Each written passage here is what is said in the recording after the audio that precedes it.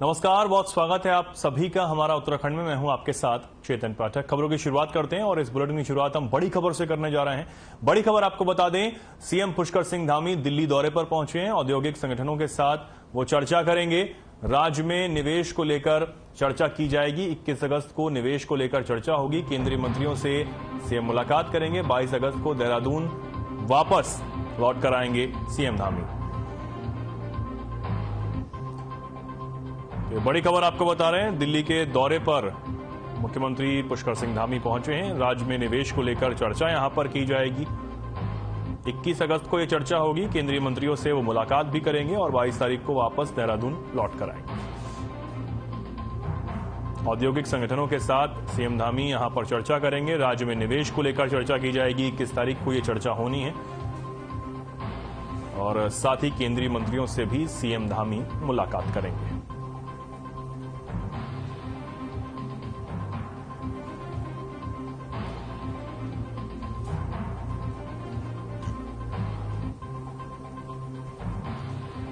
केंद्रीय मंत्रियों से सीएम मुलाकात करेंगे। आपको बता दें, दिल्ली दौरे पर सीएम पुष्कर सिंह धामी पहुंचे हैं।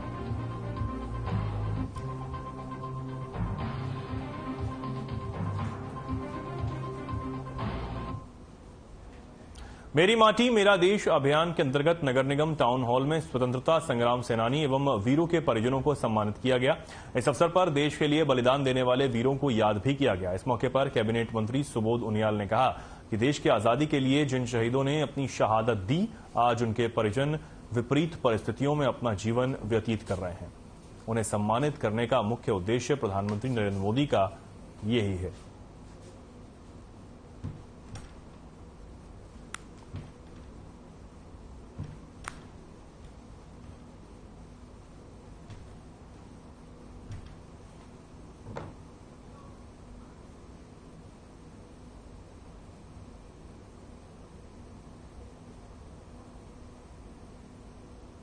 धूम के द्वारा जो आज पूरे देश में अमृतकाल के दौरान मेरी माटी मेरा देश एक पखवाड़ा का आयोजन मनाया जा रहा है, उसी के तहत आज शहीद जिन लोगों ने अपनी शहादत दी देश की आज़ादी में और देश के सीमाओं की रक्षा करते हुए विभिन्न युद्धों में, उनके परिवारों को सम्मानित करने का काम आज नगर निगम में हुआ। मेरी माटी मेरा देश के तहत जो है पूरे देश भर में कार्यक्रम हो रहे हैं। उसमें स्वतंत्रता सेनानी जो हमारे सैनिक शहीद हुए हैं और जो हमारे आंदोलन के टाइम पे को सबको यहाँ पर जो है मेरी माटी में मेरा देश के तहत जो सम्मानित करने का कार्यक्रम।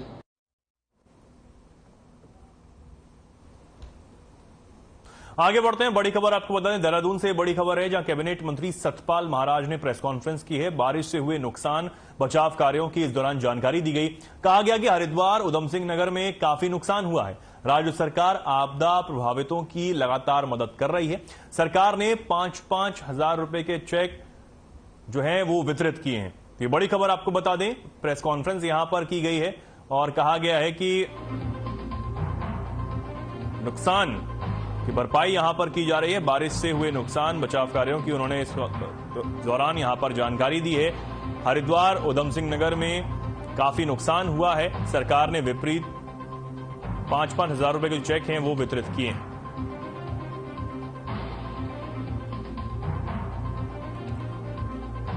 तो कैबिनेट मंत्री सतपाल महाराज ने यहां प्रेस कॉन्फ्रेंस कर कहा कि राज्य सरकार आपदा प्रभावितों की हर संभव मदद में लगी हुई है। हर संभव मदद सरकार की तरफ से यहां की जा रही है और ये भी बताया कि किस तरीके से हरिद्वार उधम सिंह नगर में काफी नुकसान बारिश की वजह से हुआ है और साथ ही सरकार ने 5-5 हजार रुपए के जो चेक हैं वो प्रभावितों को वितरित किए हैं।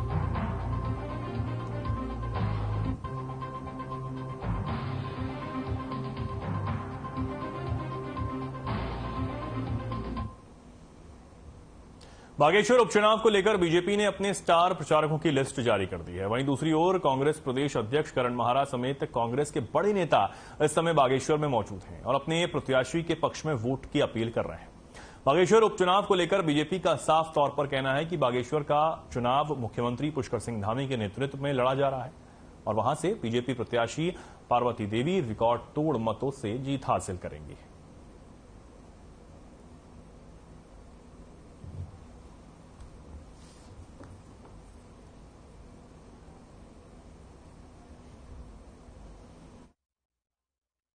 बागेश्वर के चुनाव को लेकर कांग्रेस पार्टी शुरू से ही बहुत गंभीर है। हमने सभी 180 बूथों का जो है पुनर्गठन किया। सभी फ्रंटल संगठनों के प्रदेश अध्यक्षों ने वहां पर कैंप किए हैं और सभी संगठनों का पुनर्गठन किया गया है। प्रदेश अध्यक्ष करण माहरा 3 बार वहां पहले दौरा कर चुके हैं और अभी वहां पर लगातार कैंप कर रहे हैं। तो आप समझ सकते हैं हम कितनी गंभीरता से इस चुनाव को ले रहे हैं और भाजपा की बौखलाहट भी आप लगातार देख रहे होंगे।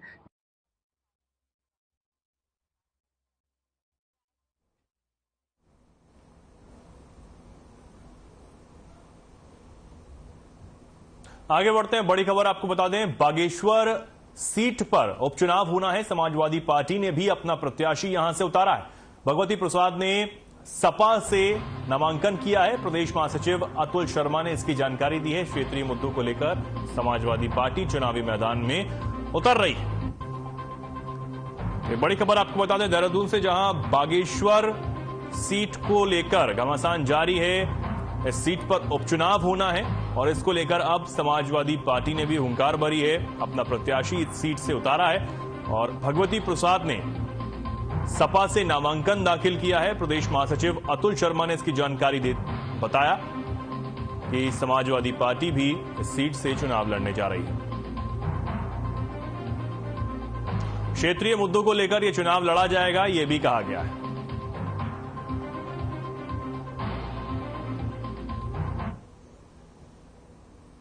अल्मोड़ा के विकासखंड सल्ट के गांव सभा तडम सतनिया सड़क निर्माण कार्य का शुभारंभ किया गया। यह शुभारंभ विधायक प्रतिनिधि मचोड़ मंडल महामंत्री दिनेश मनराल ने किया। विधायक महेश जीना के प्रयास से विधायक निधि से बनने वाली सड़क से ग्रामीणों को काफी सुविधा मिलेगी। इससे स्थानीय ग्रामीणों को पर्यटन में लाभ मिलेगा। राज्य गठन के बाद से ही ग्रामीण गांवों तक सड़क पहुंचने की मांग कर रहे थे। सड़क का निर्माण कार्य शुरू होने से ग्रामीणों के चेहरों पर खुशी साफ दिखाई दे रही है। ग्रामीणों ने आपस में मिठाई बांटकर खुशी जाहिर की है। सड़क की सौगात मिलने से करीब 100 परिवारों को लाभ मिलेगा, जिसके लिए सल्ट विधायक महेश जीना का आभार जताया गया।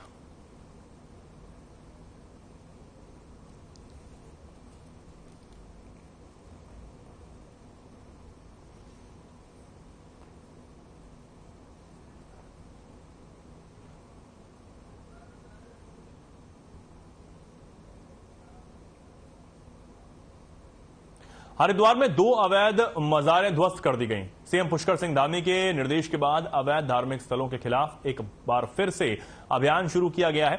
हरिद्वार में प्रशासन ने जमालपुर कला में प्राइमरी स्कूल के अंदर बनी अवैध मजार को ध्वस्त किया। उसके बाद जगजीतपुर में मेन रोड के किनारे बनी एक मजार तोड़ दी गई। ध्वस्तीकरण की कार्रवाई के दौरान प्रशासन ने काफी सतर्कता भी बरती और दोनों तरफ बैरिकेडिंग लगाकर रास्ते को रोक दिया गया। बताया जा रहा है कि प्रशासन ने हरिद्वार में और भी अवैध धार्मिक स्थलों को चिन्हित किया है। आने वाले समय में उन पर भी कार्रवाई हो सकती है।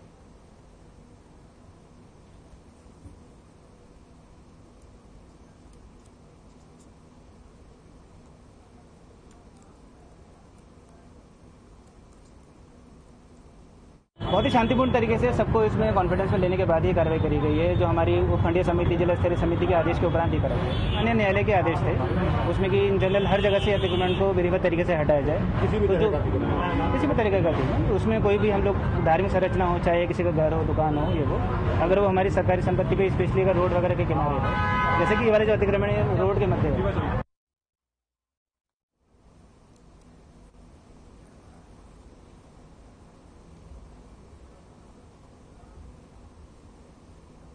और अब देहरादून से इस वक्त की बड़ी खबर आपको बता दें, राज्य सरकार का केंद्र सरकार को खत। सीएम धामी ने केंद्रीय ऊर्जा मंत्री को खत भेजा है। बिजली के अतिरिक्त कोटे की मांग यहां की गई है। सितंबर में बिजली का अतिरिक्त कोटा खत्म हो रहा है। अक्टूबर से मार्च तक 500 मेगावाट थर्मल पावर की मांग यहां की गई है। तो ये बड़ी खबर आपको बता दें, राज्य सरकार की तरफ से केंद्र सरकार को एक खत भेजा गया है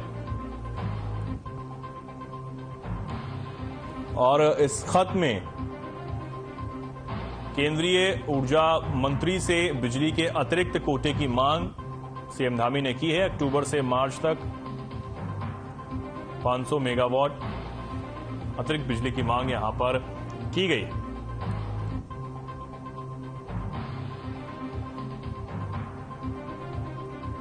बिजली के अतिरिक्त कोटे को लेकर ये खत यहां पर भेजा गया है। सीएम धामी ने केंद्रीय मंत्री को खत लिखा है। केंद्रीय ऊर्जा मंत्री को यह खत यहां पर भेजा गया है और बिजली के अतिरिक्त कोटे की मांग की गई।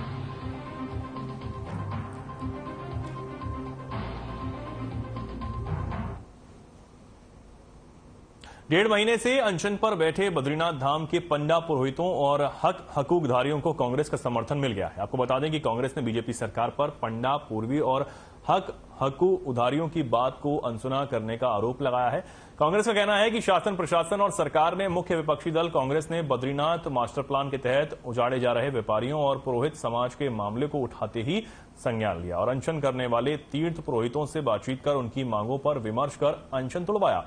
इस पर बीजेपी प्रवक्ता नवीन ठाकुर का कहना है कि कांग्रेस के पास कोई मुद्दा नहीं है और न ही समर्थन है, इसलिए कांग्रेस खुद जाकर सबको समर्थन देने की कोशिश करती है।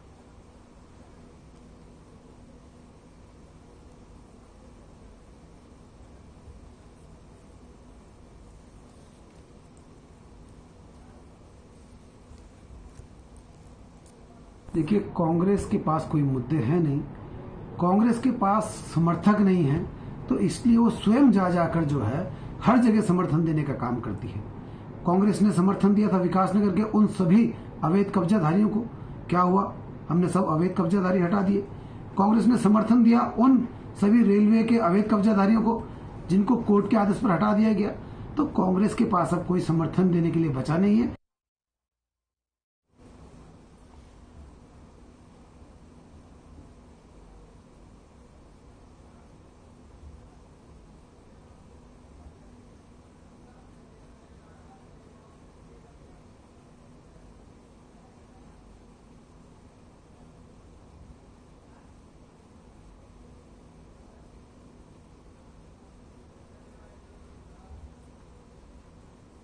नारायण बगड़ भगवती मोटर मार्ग पर ऋषिकेश के एक हार्डवेयर व्यापारी की सड़क दुर्घटना में मौत हो गई। जानकारी के मुताबिक पुलिस चौकी नारायण बगड़ और 108 को सूचना मिली कि भगवती गांव के पास एक कार हादसे का शिकार हो गई है। हादसे में एक शख्स बुरी तरह घायल है।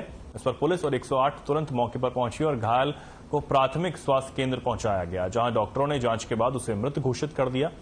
मृतक के पास किसी तरह का कोई दस्तावेज नहीं मिला है। हालांकि अनुमान लगाया जा रहा है कि मृतक ऋषिकेश का रहने वाला था।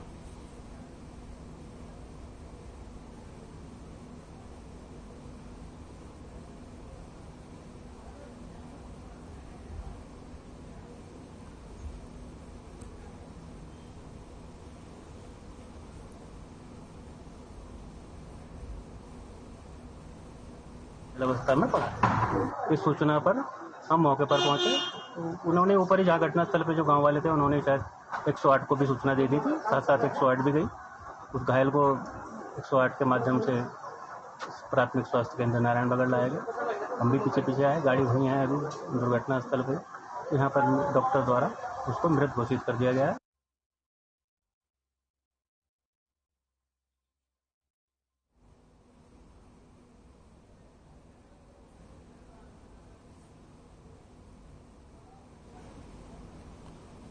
अखिल भारतीय विद्यार्थी परिषद ने आज हेमंती नंदन गढ़वाल केंद्रीय विश्वविद्यालय से संबंध सभी कॉलेजों में पहले की तरह मेरिट के आधार पर प्रवेश की मांग को लेकर डीएवी गेट बंद कर धरना प्रदर्शन किया।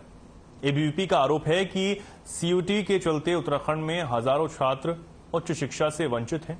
उनका कहना है कि देहरादून के 4 बड़े सहायता प्राप्त अशासकीय कॉलेज में 4000 सीट खाली है और छात्रों को प्रवेश नहीं दिया जा रहा, जो बेहद निंदनीय है। उनकी मांग है कि राज्य सरकार केंद्र शिक्षा मंत्रालय में सीयूटी अनिवार्यता को हटाने के निर्देश दे।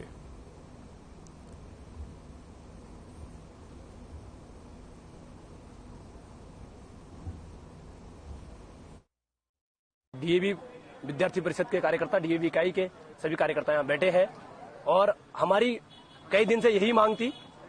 हमने माननीय प्राचार्य महोदय को ज्ञापन दिया है, एचएनपी जीयू की गढ़वाल यूनिवर्सिटी के कुलपति अनुपुरा नोटियाल जी को, जिन्हें हमारी मांग यह है कि सीयूटी जो अभी जिन छात्रों ने सीयूटी का टेस्ट दिया है उन छात्रों का एडमिशन हुआ है, पर उन छात्रों का जिन्होंने सीयूटी का टेस्ट अभी तक नहीं दिया है वो छात्र कहाँ जाएंगे, जिन्हें सीयूटी के बारे में पता ही नहीं था।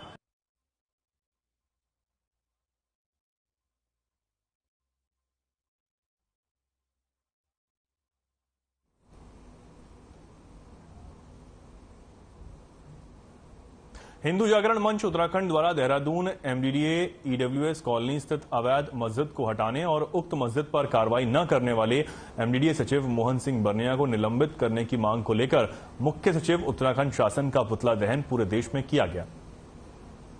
इस दौरान प्रदर्शनकारियों ने कहा कि उक्त प्रकरण में अगर एमडीडीए सचिव को तत्काल निलंबित नहीं किया जाता तो 25 अगस्त 2023 को उत्तराखंड सचिवालय का घेराव किया जाएगा।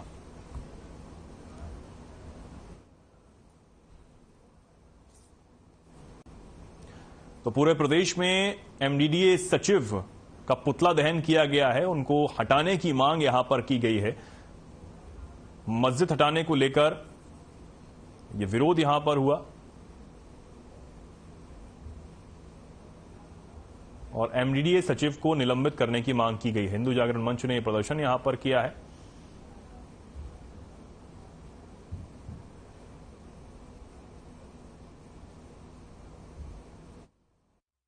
आदि ताकतें एमडीडीए का पालन पोषण कर रही है। बड़े बड़े बॉक्स उनके पास जा रहे हैं और पूरी तरह से भ्रष्टाचार से लिप्त हुआ एमडीडीए इस समय घिनौना हम लोगों के लिए इसलिए बन गया कि इस राज्य की, इस देहरादून नगर की परिस्थितियां बद से बदतर करने में सबसे बड़ा सहायक वही है।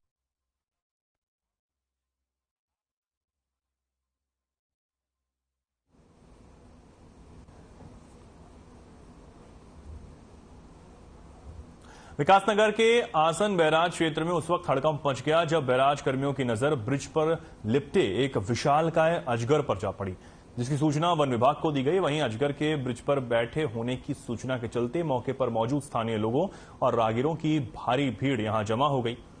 तो वहीं सूचना पाकर मौके पर पहुंची वन विभाग की टीम ने सर्प मित्र आदिल मिर्जा को सेफ्टी किट पहनाकर और यूजेविनल कर्मियों की मदद से अजगर को पकड़ने का रेस्क्यू ऑपरेशन शुरू किया। बता दें कि रेस्क्यू के दौरान अचानक अजगर शक्ति नहर में जा गिरा, जिसके चलते अजगर को शक्ति नहर से निकालना भी रेस्क्यू टीम के लिए बड़ा टास्क बन गया।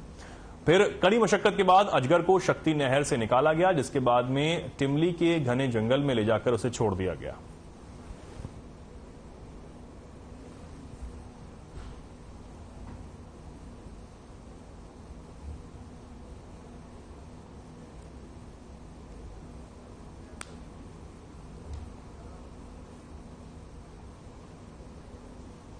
आगे बढ़ते हैं। देहरादून से बड़ी खबर आपको बता दें, प्रदेश में डेंगू का जो कहर है वो बढ़ गया है। अस्पताल में मरीजों की संख्या लगातार बढ़ती चली जा रही है। संबंधित विभागों की समीक्षा जारी है, ये स्वास्थ्य मंत्री का कहना है। अस्पतालों में इलाज के लिए पर्याप्त व्यवस्था है। देहरादून में 198 डेंगू के मरीज अब तक आ गए हैं। तो ये बड़ी खबर आपको बता दें, डेंगू का कहर लगातार जारी है, मरीजों की संख्या लगातार बढ़ रही है। अस्पतालों में जो डेंगू के मरीज हैं वो पहुंच रहे हैं और इसको लेकर स्वास्थ्य मंत्री ने बयान जारी कर कहा है कि संबंधित विभागों की समीक्षा जारी है, अस्पतालों में इलाज के लिए पर्याप्त व्यवस्था है। देहरादून में अब तक 198 जो केस हैं डेंगू के वो आए हैं।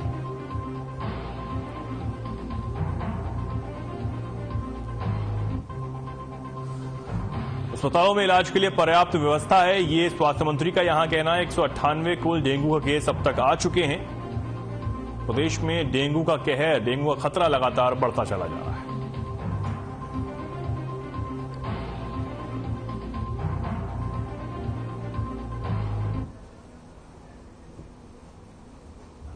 मौसम विभाग ने एक बार फिर से उत्तराखंड में आफत की भारी बारिश का अलर्ट जारी कर दिया है। मौसम विभाग के निदेशक विक्रम सिंह ने मौसम का पूर्वानुमान जारी करते हुए रविवार से प्रदेश भर में भारी बारिश का अनुमान जताया। मौसम विभाग के निदेशक विक्रम सिंह का कहना है कि रविवार को प्रदेश के 3 जनपद देहरादून, नैनीताल, बागेश्वर में भारी बारिश की संभावना है। इसके बाद 21 से 25 अगस्त को प्रदेश भर के अधिकांश जनपदों में भारी से बहुत भारी बारिश का अलर्ट भी है, जबकि 26 अगस्त से भारी बारिश से राहत मिलने की कुछ उम्मीद है।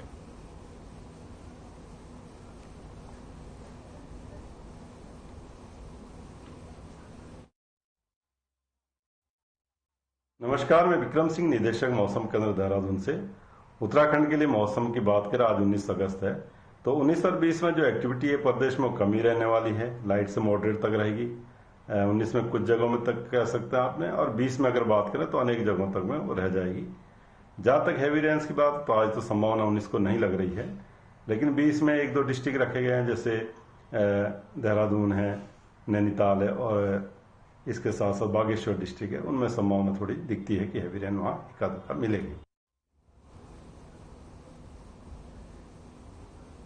मुख्यमंत्री पुष्कर सिंह धामी प्रदेश में अतिक्रमण पर सख्त कार्रवाई कर रहे हैं, लेकिन देहरादून के पलटन बाजार में अवैध तरीके से फड़ लगाई जाती है, जिसको लेकर व्यापार मंडल और फड़ लगाने वाले विक्रेताओं के बीच विवाद है और ये विवाद कोर्ट तक भी पहुंचा। व्यापार मंडल के सदस्य पंकज निदान का कहना है कि उन्होंने अवैध तरीके से लगाई जा रही फड़ के खिलाफ कोर्ट में अर्जी लगाई थी और जिस पर सुनवाई करते हुए सिटी मजिस्ट्रेट ने फिलहाल रोक लगाई है, लेकिन उसके बावजूद भी फड़ लगाने का कार्य किया जा रहा है, जिस पर पंकज निदान ने आपत्ति जाहिर की है और उन्होंने कहा कि कहीं ना कहीं शासन प्रशासन की लापरवाही के कारण ये फड़ लगाई जा रही है।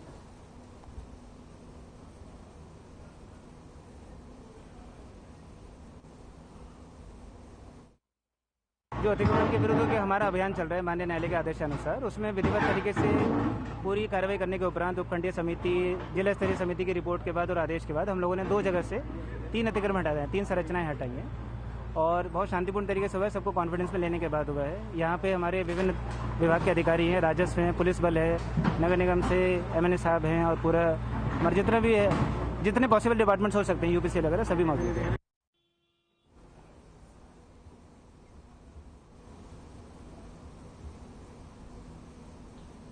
जनपद उधम सिंह नगर के जिला मुख्यालय रूदपुर स्थित कलेक्ट्रेट परिसर में सद्भावना दिवस के अवसर पर जिलाधिकारी परिसर में जिला अधिकारी उदयराज सिंह ने अपने सभी कर्मचारियों को एकत्रित कर उन्हें शपथ दिलाई। उन्होंने बताया कि सद्भावना दिवस पूरे राष्ट्र में प्रतिवर्ष मनाया जाता है। सद्भावना का उद्देश्य सभी धर्मों, भाषाओं और क्षेत्रों के लोगों में राष्ट्रीय एकीकरण और सांप्रदायिक सौहार्द का संवर्धन करना है। सद्भावना दिवस मनाने के पीछे मुख्य विचार हिंसा को समाप्त करना तथा लोगों में सद्भावना का संवर्धन करना है।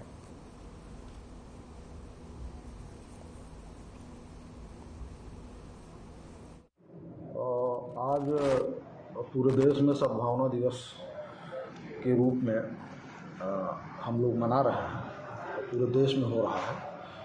कलेक्ट्रेट उधम सिंह नगर में भी हमारे सारे जो भी कर्मचारी अधिकारी हैं उनको सद्भावना दिवस पर एक प्रतिज्ञा कराई गई। इसका मुख्य उद्देश्य है कि समाज में जो कटुता है, द्वेष है, वो लोगों के मन से बाहर किया जाए। लोग अपने जो कार्य संस्कृति है वो संवैधानिक व्यवस्थाओं के तहत करने की आदत डालें।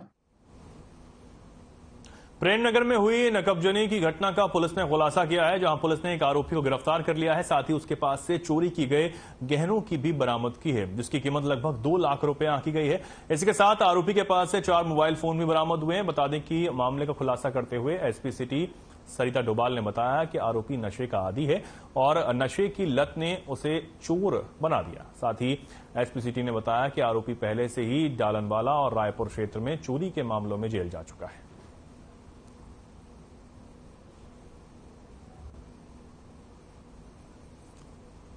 थाना प्रेमनगर में 2 वाहन चोरी हुई थी, जिसमें कि 2 अलग मुकदमे पंजीकृत किए गए थे, जिसमें एक स्कूटी और एक बाइक चोरी के संबंध में मुकदमे पंजीकृत हुए थे। इस पे जो प्रेमनगर की टीम है उसके द्वारा अच्छी कार्रवाई की गई और जो क्षेत्र में सीसीटीवी फुटेज है उनका अवलोकन कर पूर्व में जो इस तरीके की घटनाओं में संलिप्त रहे हैं उनके बारे में जानकारी करने के पश्चात 2 एक्यूज की इसमें गिरफ्तारी की गई है और जिनके पास से चोरी गए 2 वाहन, एक स्कूटी और एक बाइक को बरामद किया गया है। ये दोनों जो एक्यूज हैं प्रेमनगर के ही रहने वाले हैं और नशे के आदी हैं और अपनी नशे की जरूरतों को पूरा करने के लिए ही उनके द्वारा इस घटना को अंजाम दिया गया।